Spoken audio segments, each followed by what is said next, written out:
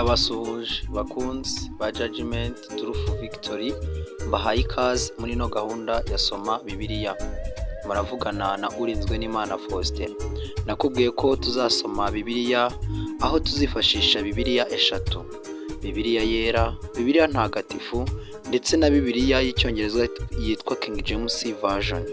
Uyu munsi duhereye mu intangiriro igice cya 24 ariho muri Bibiliya ntagatifu.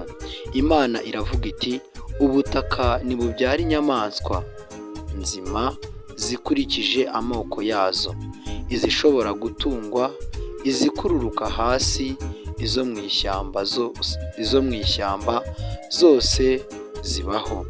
Imana ibona ko ari byiza.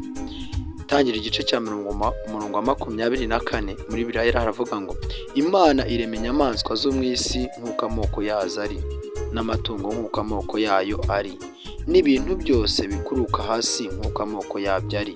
Imana ibona ko ari byiza. Aho ngaho naho urumva muri Bibiliya yera ndetse na Bibiliya ntagatifu birasa rwose kandi birahuye. Ese nimba wumva bidahuye, shyira muri comment hanyuma turusheho kuganira twungurana ibitekerezo. Hanyuma muri King James Bible Version, KJV King James Version, Genesis chapter 1 verse 24, and God said, let the earth bring forth the living creature after his kind, cattle and creeping thing, and beast of the earth after his kind, and it was so. I invite you to do subscribe, share, like ndetse and comment.